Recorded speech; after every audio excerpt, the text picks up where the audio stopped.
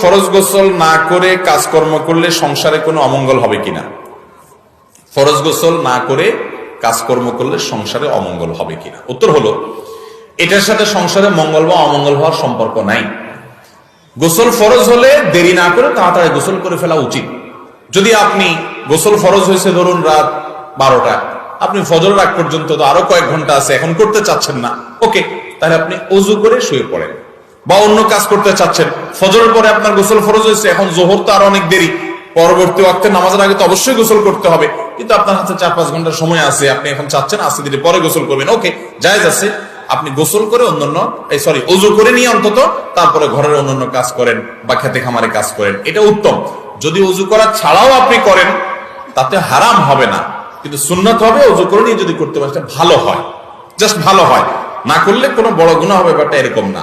আমরা অবশ্য মনে করি কারণে অমঙ্গল হয়, এর সাথে মঙ্গল অমঙ্গলের সম্পর্ক নাই। তবে হ্যাঁ, এটা ঠিক যে সুন্নতের খেলাফ হবে আপনি গোসল অনেক দেরি করে বসে বসে অন্যান্য কাজ করে বেড়াচ্ছেন, এটা সুন্নতের খেলাফ হবে।